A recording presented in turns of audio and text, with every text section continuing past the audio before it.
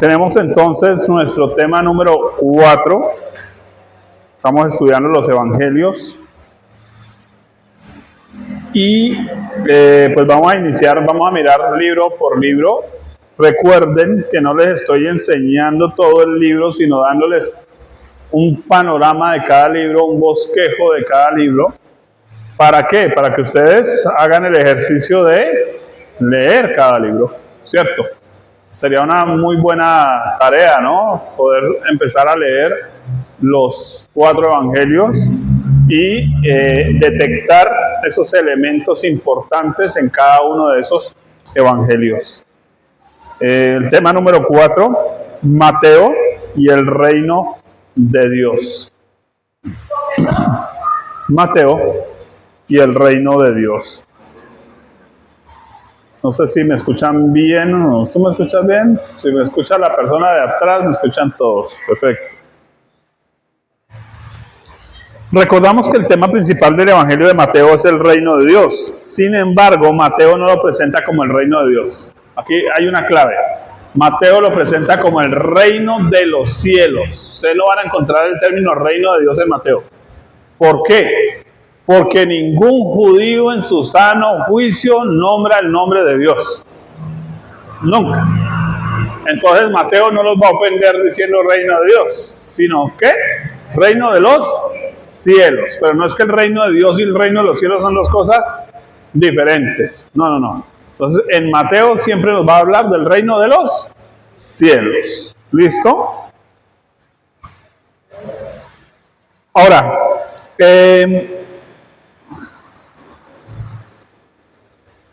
el reino de Dios o el reino de los cielos son lo mismo. Se trata del gobierno de Dios sobre los que se rinden a ese reino. Y creo que la misma oración del Padre Nuestro nos da una base muy importante, ¿no? Ustedes han leído la oración del Padre Nuestro. Mateo capítulo 6, 5 al 15. Cuando Jesús enseña a orar, dice Padre Nuestro. Y creo que lo expliqué acá. Es una de las oraciones más escandalosas de la Biblia. Para un judío, llamar a Dios papá, eso era un delito. Y Jesús le enseña a sus discípulos que arranquen diciéndole a Dios, papá. Segundo, santificado sea tu nombre. Ni se nombraba el nombre de Dios y Jesús dice, santifíquelo. ¿Sí? Venga a nosotros tu reino, hágase tu voluntad. Tremendo. Así que cuando nos dice hágase tu voluntad, nos está enseñando que el reino de Dios es el gobierno de Dios como papá para nosotros como hijos. Él no es el rey solo como político. No. Es nuestro papá y es rey. Pero es nuestro papá. Y eso da una connotación diferente. Porque una cosa es que usted sea, su papá sea un carpintero y otra cosa es que su papá sea el presidente de la nación. ¿O no? Cambia un poquito, ¿cierto? Cambia el estrato, le cambia dónde vive, le cambia la ropa que le pone, le cambia un montón de cosas. Así que si nosotros entendemos el reino de Dios, que nosotros somos hijos del rey, pero el rey es nuestro papá. Eso en Mateo es algo fantástico, porque le va a enseñar a los judíos y a los gentiles que hay un rey en los cielos que quiere adoptarlos, que quiere que sean sus hijos, que se comporten como sus hijos. Eso nos dice algo, que el evangelio de Mateo es un evangelio de relación. Dios quiere una relación con el ser humano, continua, una relación de padres e hijos. Ahora, en Mateo encontramos el dilema de demostrar tanto a judíos como a gentiles que Jesús es el Señor. Entonces, su evangelio tiene una combinación entre profecías referentes al Mesías de Israel como acercamiento o alusiones al acercamiento del reino al mundo. Es decir, ese rey que se está acercando no solo es el rey de los judíos, sino quiere gobernar el mundo. Ya lo hablamos, ¿cierto? Ahora, Recordemos que los evangelios son transicionales entre la ley y la gracia. Por eso ustedes van a encontrar en Mateo frases como oísteis que fue dicho, pero yo les digo. Porque de alguna manera eso es lo que tendrían que haber cumplido en la ley. ¿Sabe qué es lo que hace Jesús? Satura eso. ¿Sí? O sea, yo no solo quería, su merced, lavar el pocillo. Ojalá hubiera lavado toda la loza del lavaplatos. Eso se lo oíste que fue dicho. Pero ustedes no fueron ni capaces de lavar el pocillo y yo esperaba que no solo lavaran el pocillo, sino el lavaplatos completo. Pero no lo hicieron. Eso hizo que la ley, de alguna manera, ellos se dieran cuenta que no la podían cumplir. ¿Para qué? Para que luego dejaran de mirarse a sí mismos y pudieran ver al Salvador cumpliendo lo que ellos no podían, haciendo lo que ellos no podían hacer. Eso es importante en el Evangelio de Mateo. ¿Por qué? Porque nos está enseñando que Jesús no solo es un rey en el sentido de que está en un trono dando órdenes, sino es el que nos capacita para obedecer las órdenes de papá. ¿Sí? Jesús es el que nos capacita para acercarnos a Dios como papá, para obedecerlo. Por eso la oración del Padre Nuestro. Y hágase tu voluntad. Sí, Dios es mi papá, pero mi vida debe estar orientada en agradar a papá. Como se agrada a Dios en los cielos, así lo debo hacer yo aquí en la tierra. Pero parte de agradar a papá es darnos el pan de cada día. Depender de él. Pedir que él me ayude, que me liberte de las tentaciones. ¿Sí? Porque un hijo pequeñito agrada a su papá cuando le pide ayuda a su papá.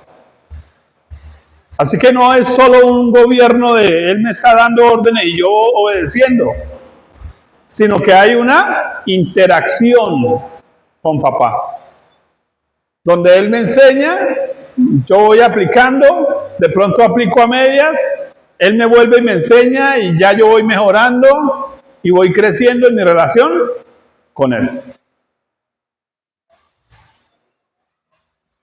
Mateo, obviamente ya lo dije, contiene profecías específicas para Israel en ese tiempo. Por ejemplo, Mateo 24 y 25. Casi siempre que se lee Mateo 24 y 25 nos hablan del fin del mundo. No es el fin del mundo. Mateo 24 se cumplió al pie de la letra en el año 70 con Tito el Desolador. Por eso decía, si ustedes están en cinta, mire, huyan a las montañas, porque iba a haber inundaciones y las hubo. No solo iba a haber inundaciones, iba a haber volcanes, terremotos, el Vesubio se estalló para esa época. Hubieron inundaciones, hubieron hambrunas, profetizadas inclusive en Hechos de los Apóstoles a través de Gamaliel. ¿Sí? Todo eso se cumplió en el año 70. Entonces, ¿por qué Jesús profetiza eso a Israel? Porque inclusive él dice que no quedaría piedra sobre piedra. Y ustedes saben lo que hizo Tito, ¿cierto? Tito llegó al templo y ellos creían que las paredes del templo tenían oro por dentro. Entonces, ¿sabe qué mandó a hacer? A olearle a su puntero y maceta y derribar cada ladrillo, uno por uno, para buscar oro. Tremendo. Y es impresionante cuando usted ve la historia. Yo les recomiendo en mi canal de YouTube, pueden ver eso. ¿Sí? Mateo 24 ya se cumplió, se llama así. Con mi nombre, Julio Simón López M. Un estudio de casi 2 horas para explicarlo, cómo lo explicó también los historiadores de aquella época, cómo sucedió cada una de estas cosas tremendas. ¿Sí? Ya ahorita al final me recuerdas, profes. Listo. Entonces, mire que es importante. ¿Por qué? Porque el problema de los judíos fue el siguiente. ¿Qué dijeron ellos cuando estaban crucificando a Jesús? Su sangre sea sobre nosotros. O sea, ellos mismos pidieron juicio sobre sus vidas. Es que la embarraron, ¿sí? Por eso Jesús, cuando miraba a Jerusalén, decía: ¡ay de ti! ¡Ay de ti!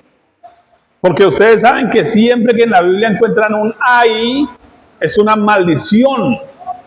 Un ay, ay, ay es ay, ay, ay. Es que iba a estar dura la cosa. Y estuvo dura la cosa. Ahora, no es que Mateo 24 y 25 no tenga elementos que pudieran usarse para esta época, porque de hecho hay elementos que se usan. Porque en la Biblia siempre va a pasar eso, porque la palabra de Dios es eterna. De alguna manera Dios puede estarnos hablando de un momento que se va a repetir. ¿Sí? Eso en la Biblia lo encontramos muchísimas veces, momentos que se repitieron. Noé construyó un arca para salvarse él y su familia. La mamá de Moisés construyó una arquilla para salvar a Moisés. ¿Sí? Elementos que se repiten una y otra vez en la Biblia. Ahora,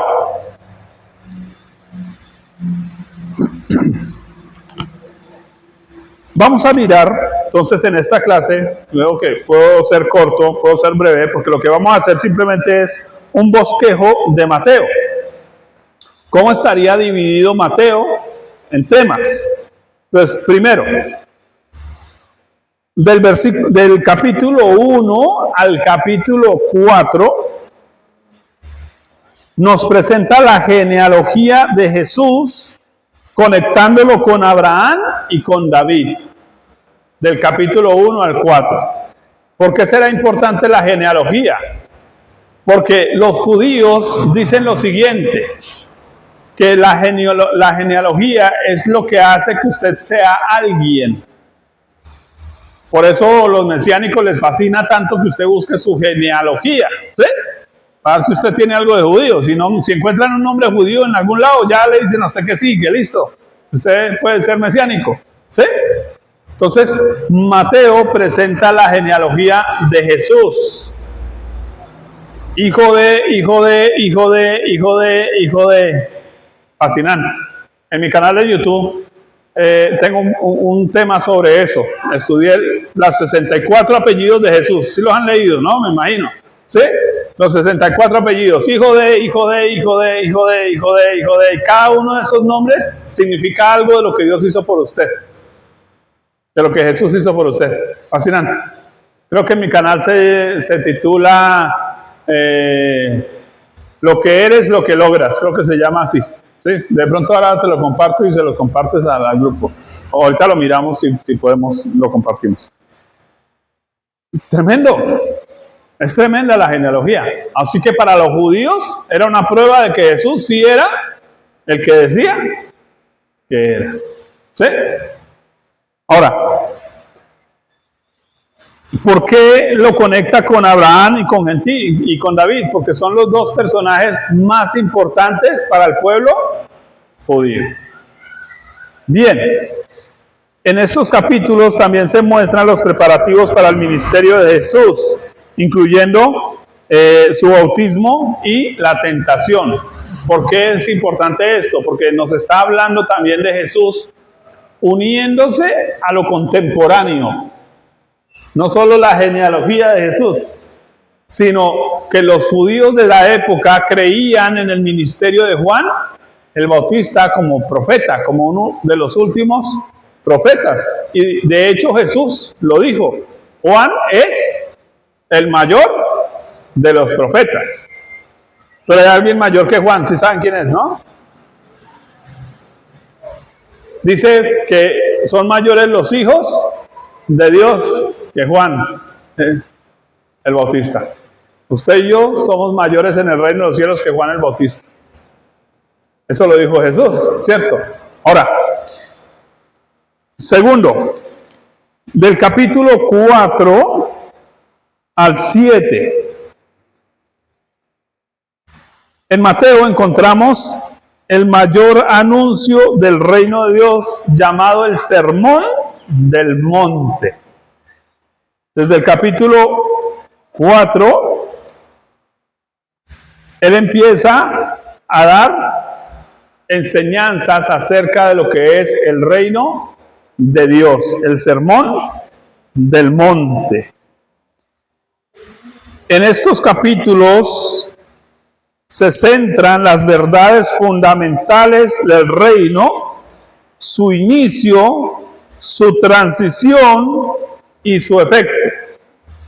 O sea, ¿cómo inicia el reino de Dios? ¿Cómo eso nos lleva de transición de la ley a la gracia, ¿cierto? ¿Y cuáles son los efectos? Por ejemplo, ¿cuál es el primer efecto del reino de Dios en la vida de una persona? Primera frase de las bienaventuranzas. Bienaventurado. ¿Significa 3 veces? Feliz. ¿Cuál es el primer efecto del reino de Dios en nuestras vidas? El gozo de Dios compartido a nosotros. ¡Wow! Pero no solo es 3 veces feliz en el sentido de que yo estoy feliz solamente, sino que debo estar feliz porque tengo a alguien que me soluciona cada una de mis situaciones. Si soy pobre de espíritu, Él me da riqueza espiritual. ¿Sí?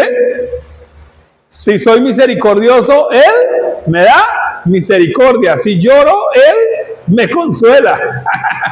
Por eso soy feliz. No soy un hijo abandonado en la calle. Tengo un papá que se encarga de mí. ¿Sí? Ahora, es lo que encontramos en el Sermón del Monte. Varias predicaciones recopiladas de Jesús. Estos capítulos marcan el comienzo de la nueva familia de Dios, la iglesia. Y la gran conclusión de estos capítulos es el amor como base del reino, porque lo que nos va a mostrar en estos capítulos Mateo es el amor de Dios por nosotros. Por ejemplo, somos hechos la sal de la tierra, somos hechos la luz del mundo. Piense, antes no servíamos para nada y ahora somos útiles a Dios. ¡Wow! Tremendo. Observamos todo esto aquí. Ahora, tercero, Mateo presenta en los capítulos 8 al 12 lo que consideramos el poder del reino de Dios. ¿Qué quiere decir? Que aquí empezamos a encontrar a Jesús haciendo milagros, sanidades, echando fuera demonios. Noten ustedes, Jesús tiene un origen, tiene una genealogía. El reino de Dios tiene un origen en la persona de Jesús. El reino de Dios tiene un mensaje. El reino de Dios tiene poder. Tiene un origen en Jesús. Tiene un mensaje. Pero tiene poder. Así que la predicación del Evangelio no es solo hablar del Evangelio. Es mostrar el poder de Dios. Del reino de Dios. Esto es importante. ¿Por qué? Porque en estos capítulos vamos a ver también las sanidades, la autoridad sobre los demonios. Y eso contrasta un poquito con la cultura judía. ¿Ustedes sabían quiénes eran los encargados de echar fuera demonios en la época de Jesús? ¿Se acuerdan? Los hijos de los fariseos. Se conocían como exorcistas ambulantes. ¿A qué se dedicaban? A cobrar por echar fuera demonios. ¿Cuál era el problema? Que casi nunca lograban echar fuera un demonio. Hacían peripecias de todo, lo que le ocurriera. Échele así, hágale así, muévalo así, no es que así, y la persona seguía igual. Entonces Jesús viene y por el dedo de Dios echa fuera los demonios. ¡Wow! Ese es el reino de Dios. Eso nos diría, por ejemplo, a nosotros los creyentes que nosotros tenemos capacidad de echar fuera demonios. ¿Y qué tanta bulla hay que hacer? ¿Cuántas horas hay que durar con el endemoniado para que haga caso? Si usted está sometido al rey, porque sabe de dónde viene y para dónde va, Entonces no hay diablo que tenga que atravesarse delante suyo a tomarle el pelo. ¿Sí? Porque a veces en la iglesia evangélica nos han enseñado eso de echar fuera demonios, eso es como para el pastor que ayuna y ora 40 días, 40 noches. No, eso es para todos los creyentes y el diablo no tiene por qué atravesarse.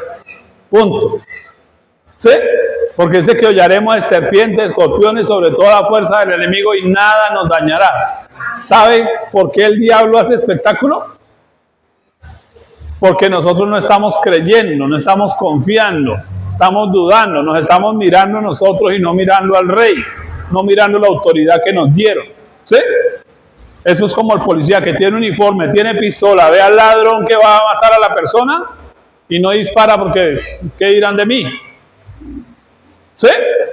No, si usted tiene la autoridad de Dios, debe utilizarla.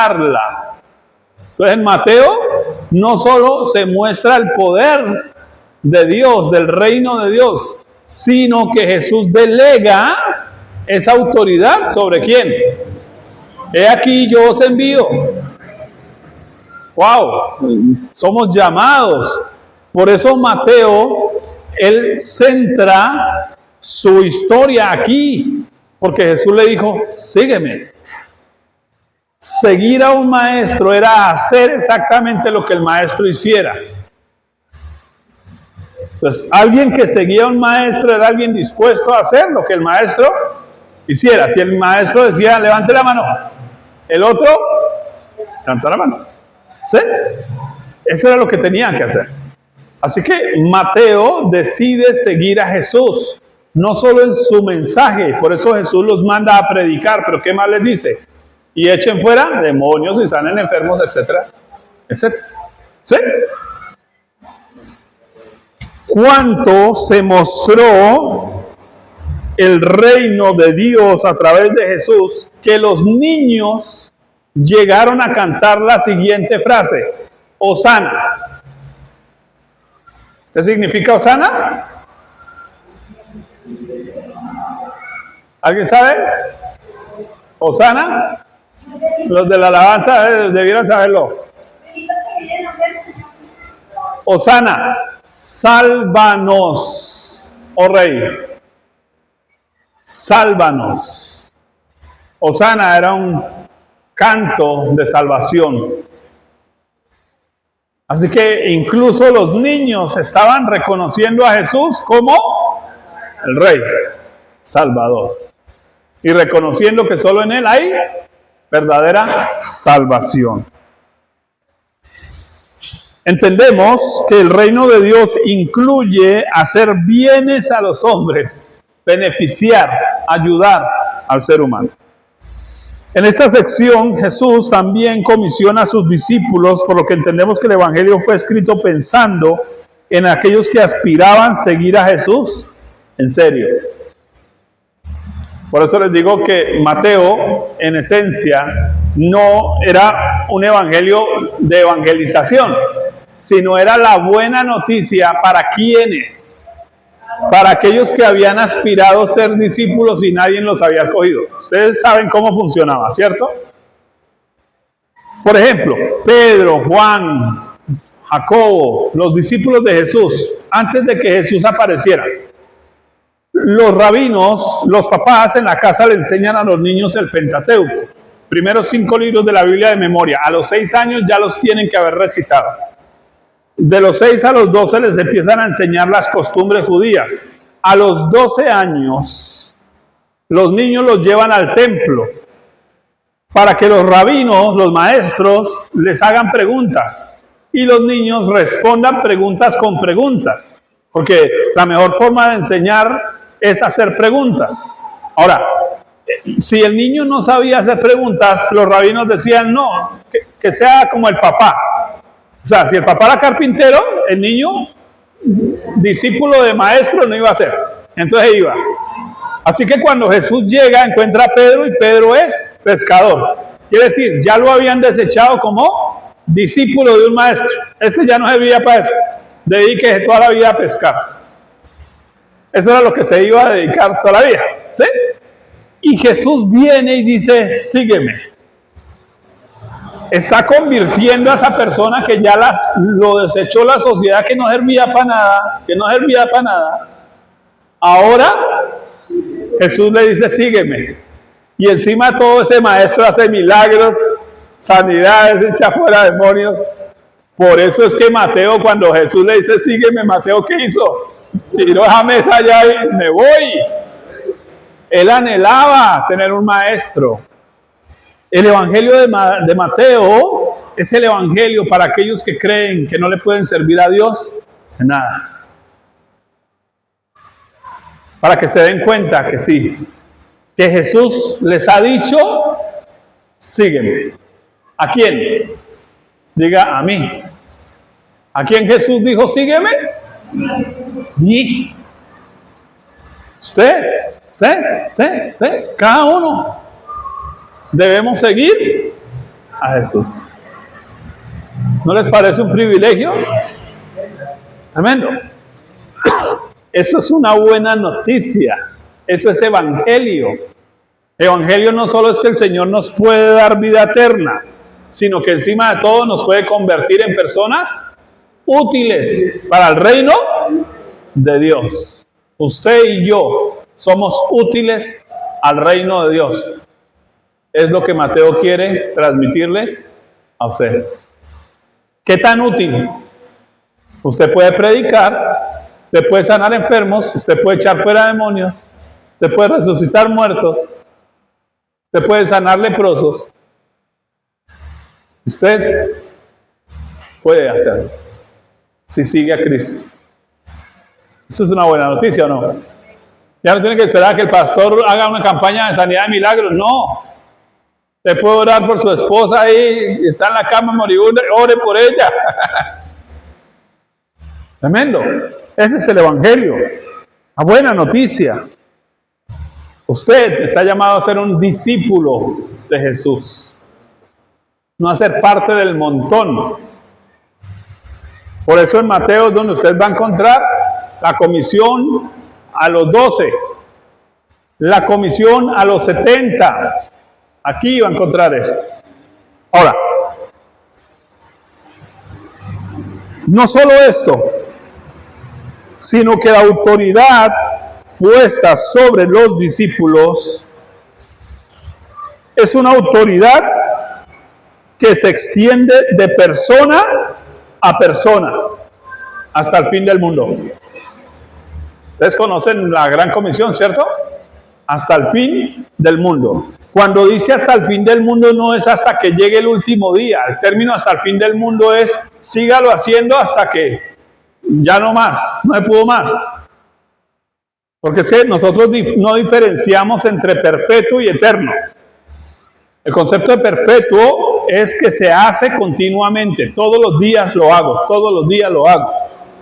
¿Sí? Entonces cuando Jesús dice hasta el fin del mundo es seguimos enseñando todos los días, sanando enfermos todos los días, resucitando muertos todos los días, echando fuera todos los días. Así usted no lo haga todos los días, pero si se le presenta el papayazo, hágalo. ¿Sí? Hasta el fin del mundo. Sígalo haciendo. Eso nos dice algo, que el concepto de discipulado es que usted sigue a Jesús, pero usted invita a otros a seguir a Jesús. Y entonces ese otro invita a otro a seguir a Jesús. Y ese otro invita a otro. Y la fila es larga. ¿Sí? Y es lo que debiéramos nosotros estar haciendo. Llevando a las personas a seguir a Jesús. Por eso, esa misma autoridad que usted tiene cuando la persona recién se convierte. Mire, nos pasó un caso de una persona que vino, le predicamos de Cristo. Cuando llegó a su casa, su esposa estaba endemoniada. ¿Ustedes qué creen que hicimos nosotros? Póngale la mano y digan el nombre de Jesús, te echó fuera demonio de tal. Y la persona recién convertida le puso la mano, reprendió el demonio. ¿Y qué creen que hizo el demonio? Pues se fue. ¿Sí?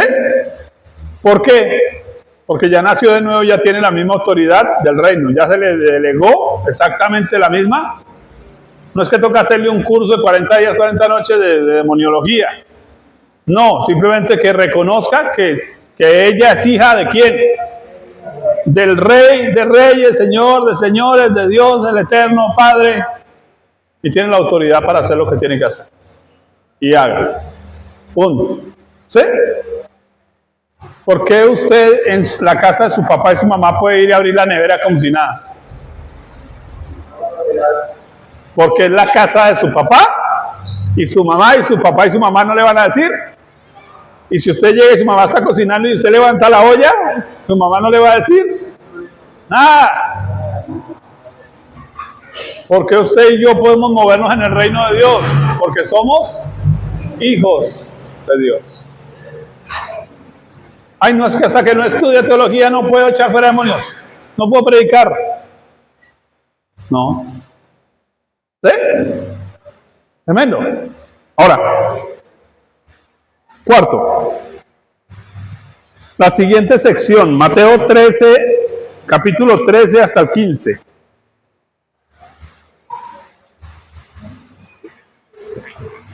Señala la naturaleza del reino de Dios en respuestas de Jesús. Ya les voy a explicar eso. Esto se da por medio de parábolas, las cuales él explica a los discípulos. A ver, a Jesús vienen y lo atacan, ¿sí? Porque dudan que él sea el Mesías, porque él todo el tiempo está diciendo, soy el Cristo, soy el Mesías, pero dudan, entonces lo atacan. Entonces cada vez que lo atacan, él responde con una parábola y los dejó groguis. Pero los discípulos se entienden. Oiga, hay cosas que solo los discípulos entienden, otros no las van a entender, porque el que no tiene corazón de discípulo, no, esa información no le sirve, de pronto le pone tropiezo. Por eso la Biblia dice que Jesús sería incluso piedra de tropiezo para otros, porque cuando la persona no tiene el corazón, lo que se le dice le entra en reversa. Cuando la persona siempre está cuestionando, termina alejándose, termina yéndose, porque no tiene un corazón enseñable. Y Dios necesita de nosotros para poder enseñarnos, que tengamos un corazón enseñable. ¿Cuál era el problema de los judíos? Que creían que ya se las sabían, todas. Y entonces no aprendían. Entonces, como no aprendían, Jesús les enseñaba en parábolas y los dejaba más enredados que antes. Los ponía a voltear. ¿Para qué? Si querían aprender, se pondrían a analizar la parábola. Si no querían, entonces, ¿qué hacían ellos? Dejemos eso así. Ese es un hablador. Y ya. Pero muchas de esas parábolas las entendían. Como que decían, uy, me sentí aludido. Eso es como para mí, ¿no? Y entonces ahí les pegaba duro la parábola. Pero se enojaban con Jesús. Pero esas parábolas, conocidas como las parábolas del reino, que son las que estamos mirando entonces entre los capítulos 13 al 15, Jesús las utilizó para hablar de la transición del reino, de cómo se dio el reino. Por ejemplo, ustedes conocen, un hombre llegó y sembró una pequeña semilla y ella creció tanto que dio cobertura hasta las aves de los cielos. Uno dice, ¿qué está diciendo ahí? Sencillo, que el reino de los cielos arrancó en pequeño, pero se volvió muy grande. ¿Qué necesitamos entender nosotros? Que la iglesia siempre va a estar creciendo.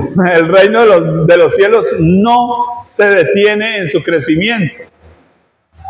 Tal vez usted ve aquí los mismos y las mismas, pero de pronto en otro lado se ganó uno, se ganó otro, pero la iglesia nunca va a dejar de crecer.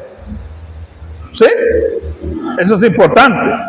Entonces, miramos ahí, por ejemplo, la parábola del sembrador, los 4 tipos de terrenos, cómo el reino de Dios afecta en la vida del ser humano. Hay personas que reciben la palabra y al momento la reciben solo emocionalmente. mente, y el diablo viene, les quita eso. Es decir, el reino de Dios no vino a esa persona, ¿por qué? Porque su corazón estaba endurecido, ¿cierto? O lleno de espinas, de cosas, de entretenimientos. Y por eso no recibió el reino, pero la buena tierra lo recibió. ¿Sí? Así que en estas parábolas vamos a estar viendo el reino de Dios en relación con el ser humano. Dios siempre va a estar engrandeciéndose en su vida. Dios siempre va a estar avanzando en su vida. La parábola, la semilla de mostaza, todo esto, la parábola del trigo, la cizaña, siempre nos va a estar hablando de cómo Dios obra en su reino. ¿Quiénes sí entendían? Los discípulos. Y cuando no entendían, Jesús, ¿qué hacía? Se lo explicaba. Entonces, cuando usted no entienda, ¿qué debe hacer? Pedir al Señor que le aclare. ¿Y qué va a hacer el Señor? ¿Le va a aclarar? ¿Sí? Ahora, ¿por qué las parábolas? El concepto en la Biblia es misterio, el término misterio.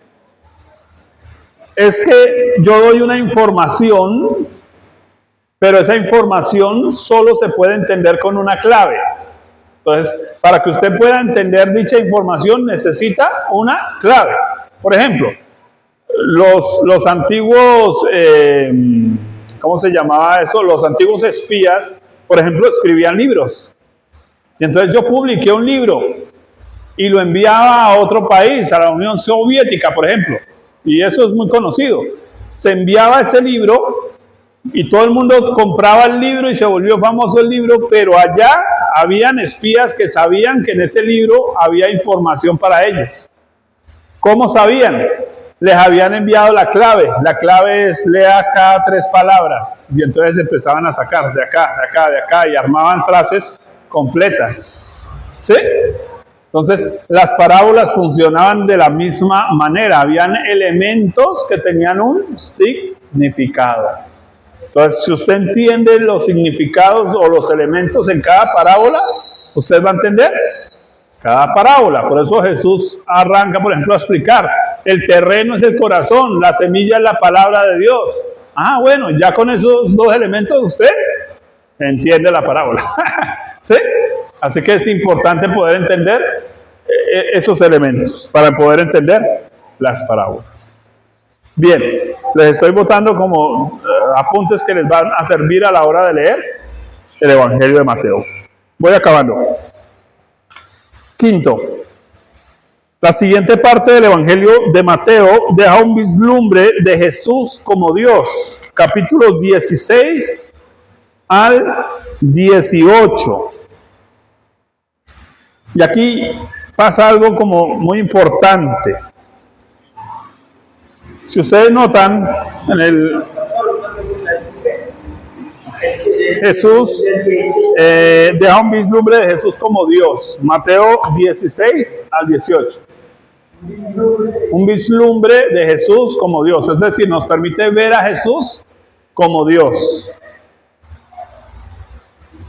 ¿Por qué? Noten el capítulo 16 si lo tienen ahí. Vinieron, verso 1, los fariseos y los saduceos para tentarle y pidieron que les mostrase señal del cielo. Los judíos empezaron a ver a Jesús y parecía que todo empataba tan bien que ellos como que, ¿será que este sí es? ¿Será que este no es? Entonces, pues se van directamente a preguntarle a él, ¿sí? Pero le piden señal. El concepto de señal implica que Jesús les dé una señal sobrenatural del cielo, que Él es Dios, ¿sí? Que haga caer un rayo, que Él diga, caiga un rayo, y ya cayó el rayo, entonces, ¿sí? Oh, sí, este es Dios.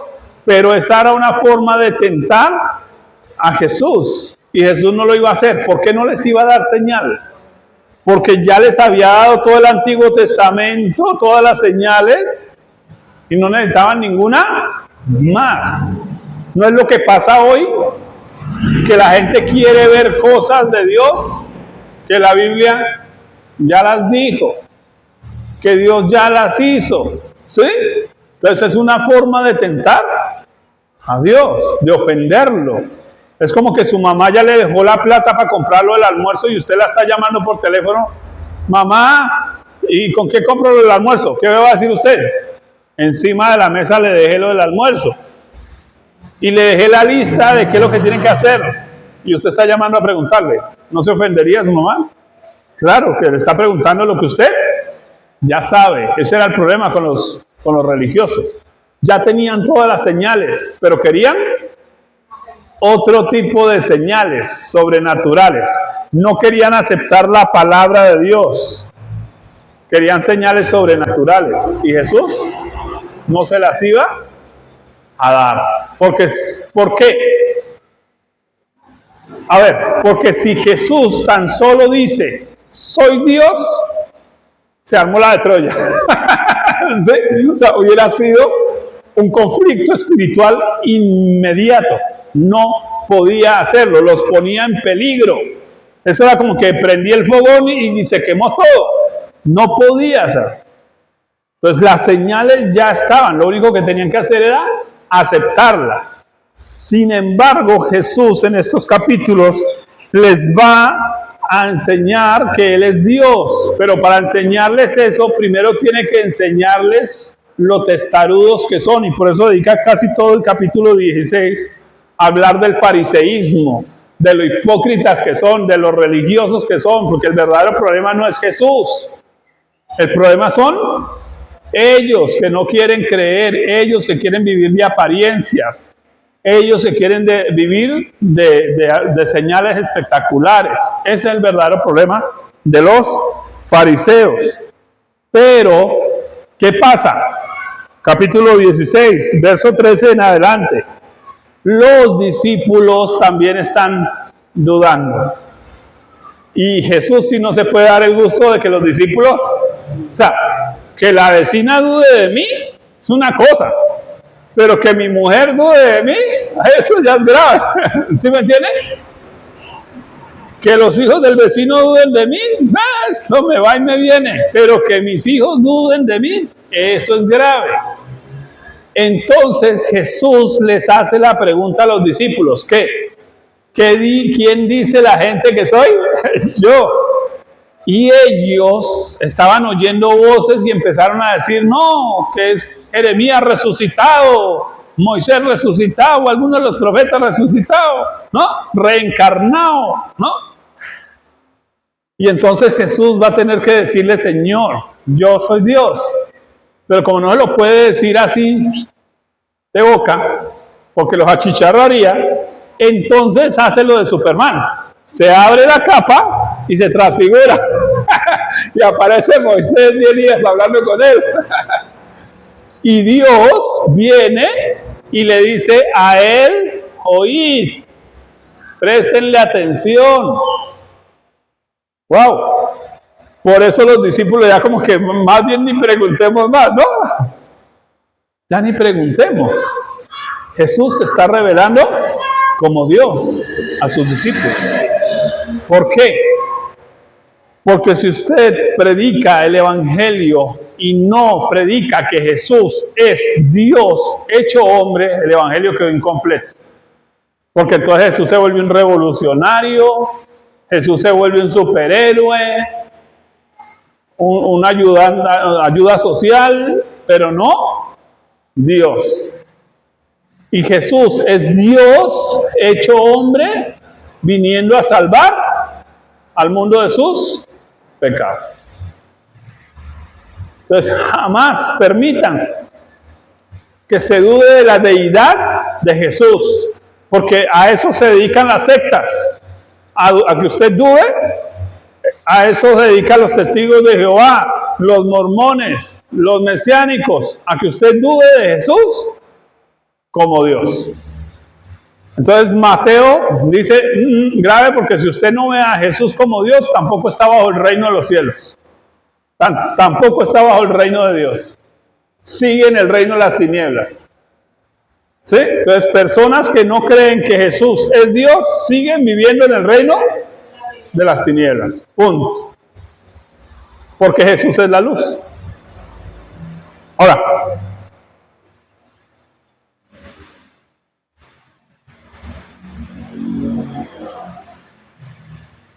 sin embargo, Jesús, para referirse a Él como Señor, como el Rey, en este Evangelio de Mateo les dice, pero háganse pequeños, humildes, mansos, serviciales, restauradores, perdonadores. ¿Qué tipo de reino es? Es un reino que tiende la mano y ayuda, sirve. ¿Listos? Sexto. La siguiente sección se enfoca en la entrada a Jerusalén y la crucifixión, capítulos 19 hasta el 25. Se incluye en esta sección las profecías contra Jerusalén, ya sabemos, Mateo 24, 25, las cuales se cumplieron entre los años 70 y 74 después de Cristo, no sin antes dejar advertencias de ayuda. Es decir, que Jesús les advirtió lo que pasarían, pero también les advirtió cómo debían afrontar las situaciones. Y séptimo, y terminamos.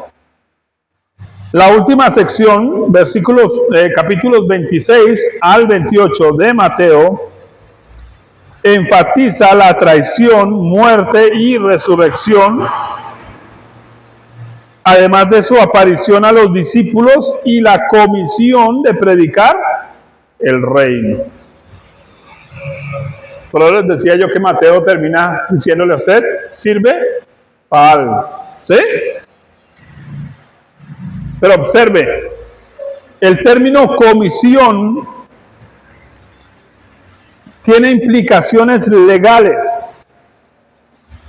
Significa actuar como embajador con poderes legales. O sea que usted no predica solo porque el pastor lo envió. Usted tiene una autorización legal del cielo para predicar. Y mientras predica, si hay que orar por un enfermo, ore por el enfermo y Dios puede sanarlo. Si se le paró un endemoniado al frente, pues reprenda al demonio y Dios puede libertarlo. Porque usted tiene autorización del cielo, de Dios, para predicar ese evangelio.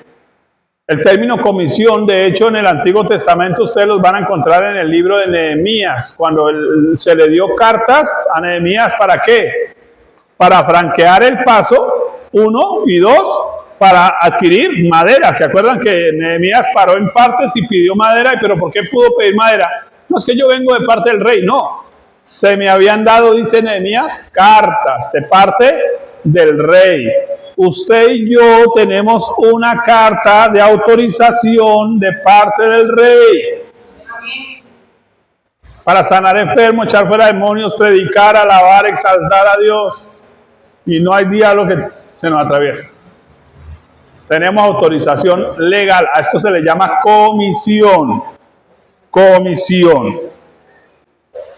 Así que, concluyo, el reino de Dios se mueve bajo el ejercicio de la autoridad.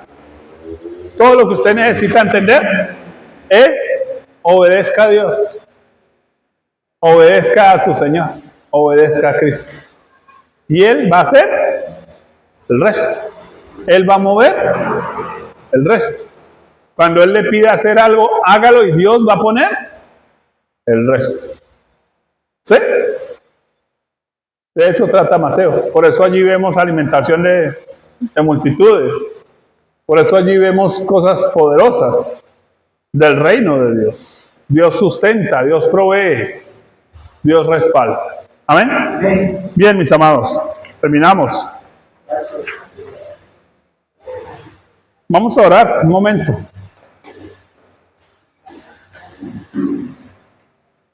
Yo sé que estos estudios son una cantidad de información,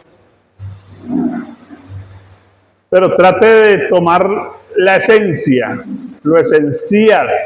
Agarre una sola frase de las que haya anotado en ese cuaderno y ore en base a eso.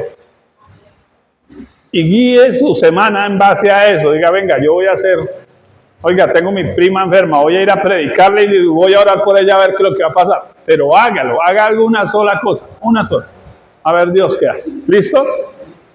Padre bueno, en esta noche doy gracias por tu palabra, gracias por tu pueblo, gracias por la disposición de cada uno de aprender de ti, de tu palabra, Señor. Hoy hemos visto a Mateo, hemos visto el reino de Dios.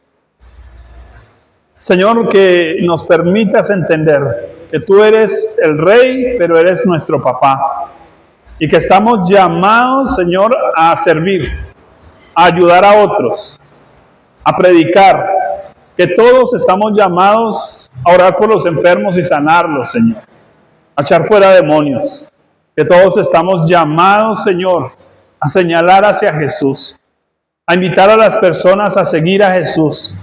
Señor, por favor, que podamos hacerlo con autoridad, que podamos hacerlo bajo el poder del Espíritu de Dios, que podamos, Señor, ser instrumentos en tus manos, Señor, para que tu reino, Señor, se establezca en los corazones, en las vidas de las personas que viven en anarquía, que viven alejadas de la verdad, que viven en tinieblas, que podamos traerlos hacia tu luz, hacia Jesús. Y que tú, Señor, traigas salvación a sus vidas, a nuestras familias, amigos, compañeros de trabajo, Señor, a nuestros vecinos. Por favor, Señor, que podamos entender que tenemos una gran comisión que cumplir, Señor. Ir a las naciones, enseñar, Señor, acerca de Jesús. Por favor, ayúdanos a hacerlo. En el nombre de Cristo lo pedimos. Amén. Amén. Dios les bendiga, mis amados.